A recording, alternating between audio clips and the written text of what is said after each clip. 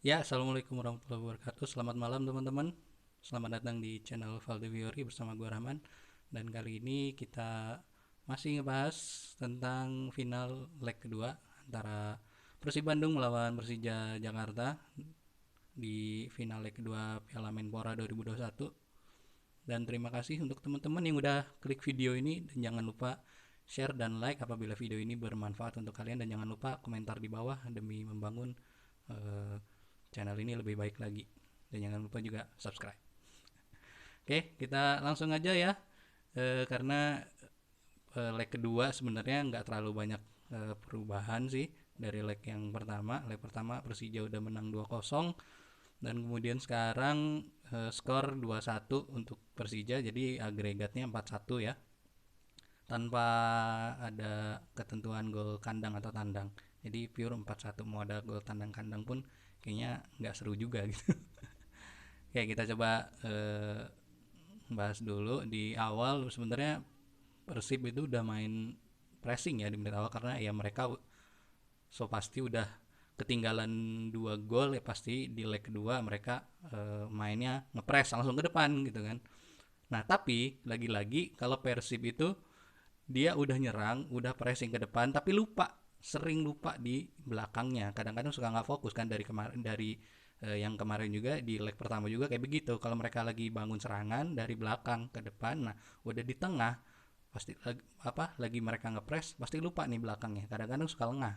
Nah ini yang kadang-kadang jadi bahaya. Dan sekarang juga Persija mainnya karena udah nyaman, karena udah 2 gol juga di leg pertama, mereka jadi lebih apa lebih dalam gitu mainnya. Jadi Persija juga mainnya lebih main ke counter attack gitu.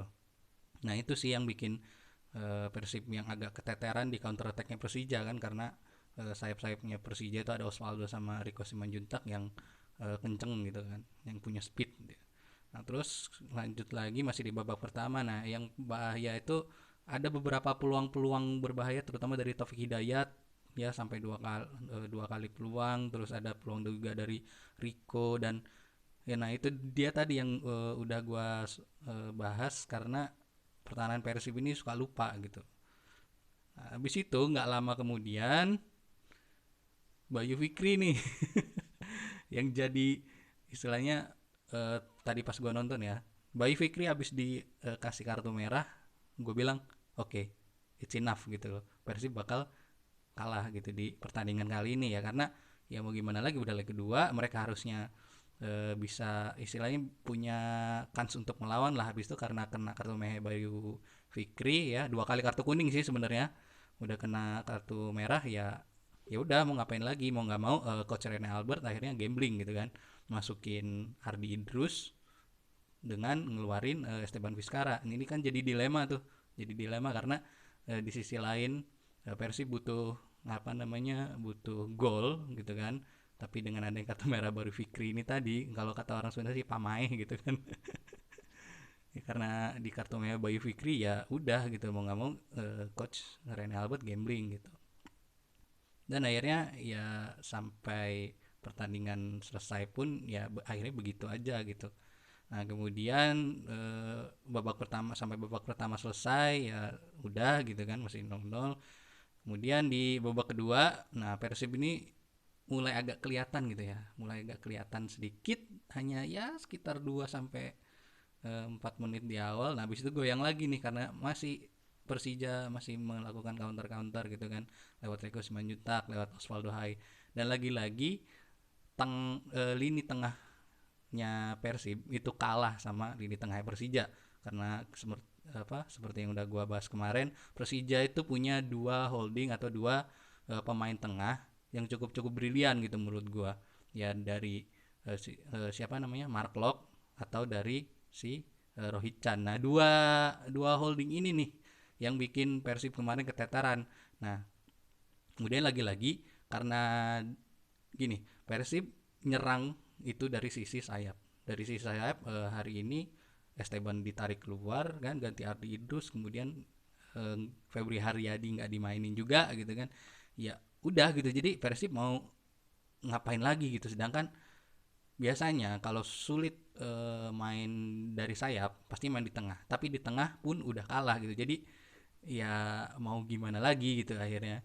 Ya akhirnya Persib lebih main menunggu menunggu, dan akhirnya Persija lah yang mendilai bola, selalu mainnya di belakang antara siapa tuh namanya tadi ya, Otavio Dutra, Andri Tani ke siapa lagi, satu lagi tuh backnya Persija. Jadi tiga pemain itu udah aja main di belakang. Jadi selama dari menit 60-an itu ya gitu-gitu aja mainnya di belakang gitu, nunggu Persib nyerang karena Persija ini nginjar counter attack gitu kan. Tapi Persib nggak mau, akhirnya sama-sama. Jadi dua tim ini sama-sama nunggu nih. Jadi bikin pertandingan yang kali ini nih ya, bagi gua nggak ada seru-serunya gitu loh. Jadi ya mau diapain lagi ya, dari babak pertama pun gua udah feeling udahlah Persija nih bakal juara Piala Menpora gitu. Nah, ya udahlah ya gitu kan. Dan akhirnya eh, setelah udah main monoton kayak gitu ya, tahu sendirilah pemainan Indonesia. Persib juga setelah kartu merah itu udah nggak ada lagi fighting spiritnya, udah habis gitu karena ya kita udah kurang pemain gitu kan, udah bermain dengan 10 pemain, jadi dan semangatnya juga nggak ada.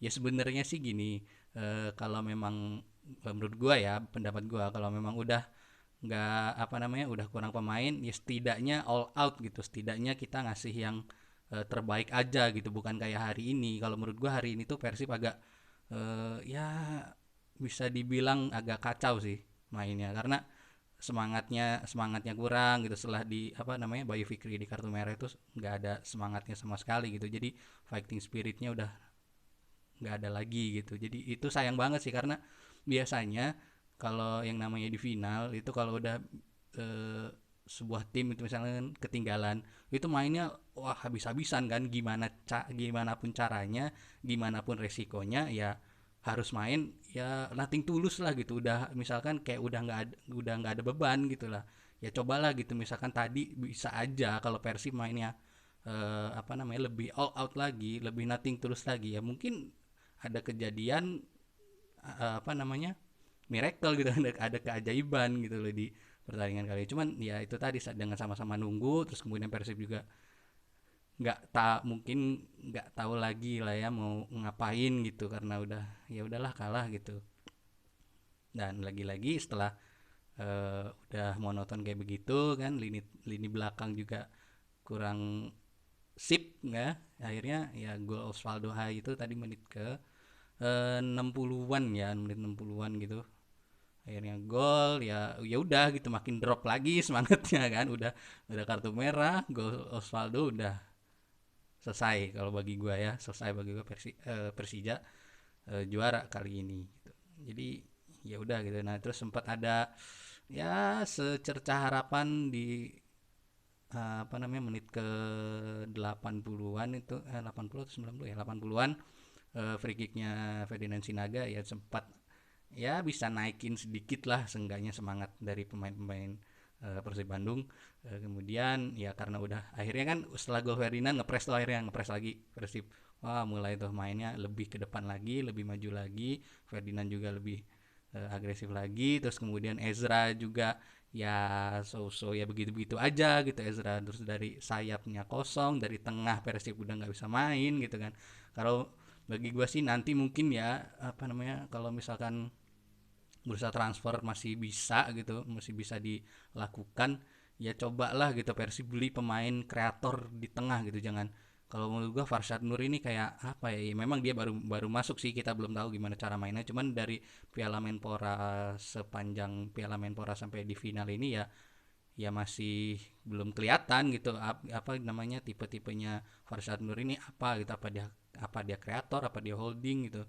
Cuman dia intinya Persib ini butuh pemain-pemain yang punya umpan-umpan bagus gitu di tengah, untuk nyalurin ke samping, untuk nyalurin ke sayap. Nah, ketika Persib ini kan senengnya mainnya di sayap kan, karena di situ ada Freds sama Febri Haryadi. Nah, ketika sayap ini buntu, kalau ada pemain tengah yang mumpuni di tengah gitu kan, yang punya skill bagus, yang punya umpan bagus, mereka kan bisa main di tengah tuh. Contoh Persija tadi aja kita lihat, tengahnya udah kuat, Bayu Fikri lagi.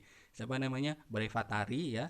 Brey Fatari, Mark Klok, Rohichan. Udah Itu tiga itu udah nyaman banget sih menurut gua, udah bagus banget. Apalagi ada Mark Klok ini kita tahu sendiri dari zaman dia main di PSM pun, kita kalau yang sering ngikutin Liga Indonesia ya tahu sendiri kalau Mark Klok itu umpan-umpannya bagus banget gitu.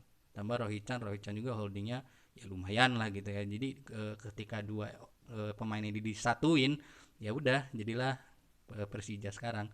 Nah makanya dari itu ya bagi gue sih itu tadi, Persib butuh pemain tengah yang bisa kontrol kapan waktunya harus nyerang, kapan bantu pertahanan, dan kapan apa namanya sirkulasi bola di tengah itu harus dilakukan. Yaitu sih kayaknya apa namanya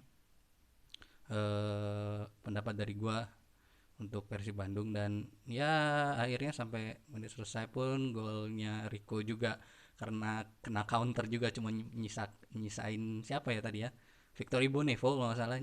Ya udah akhirnya 2 lawan 1 dan bam, si siapa Rico Simanjuntak masukin gol juga akhirnya kan. Ya sudahlah, selamat akhirnya untuk Persija Jakarta juara Piala Menpora 2021. Kita tatap aja di musim baru ya, musim Liga 1 nanti. Kira-kira menurut pengumumannya sih bulan Juli kita bakal menyaksikan Liga 1 mulai bergulir lagi gitu. Jadi ya kita lihat aja ke depannya. Sekarang kan menurut gua ya Persija bisa ya setidaknya bisa fighting di nantinya di Liga 1. Menurut gue bisa fighting di tiga besar, karena dengan skuad yang ada menurut gue udah cukup sih. Ya pelatih Sudirman pun bagi gue mainnya juga udah cukup rapi gitu ya. Pemainnya dari tengah pasti Persija main dari tengah bisa, main dari sisi saya bisa. Nah kalau Persib nggak bisa, pemain tengahnya ya kita belum kelihatan gitu, karena atau emang belum kompak apa gimana. Yang intinya kalau udah buntu di sayap mereka nggak bisa main tengah dan selesai deh. Ya udahlah, akhirnya Persija juara Piala Menpora. Dan sekali lagi selamat buat Persija Jakarta. Dan kita nantikan aja gimana kiprah kedua tim di Liga 1 nanti bulan Juli. Oke, makasih teman-teman, gitu aja analisa dan pendapat di segmen Bikola kali ini. Dan ya mari kita tunggu aja Liga 1. Ya mudah-mudahan seru ya. Kalau yang bagi penikmat sepak bola lokal, mudah-mudahan memunculkan kejutan-kejutan baru yang bisa kita tunggu sama-sama. Oke, makasih lagi sekali lagi teman-teman yang udah nonton video ini. Jangan lupa like dan share kalau video ini memang bermanfaat, dan jangan lupa komen untuk saran ke gua sebagai penyedia video ya. Oke, makasih teman-teman. Selamat malam dan assalamualaikum.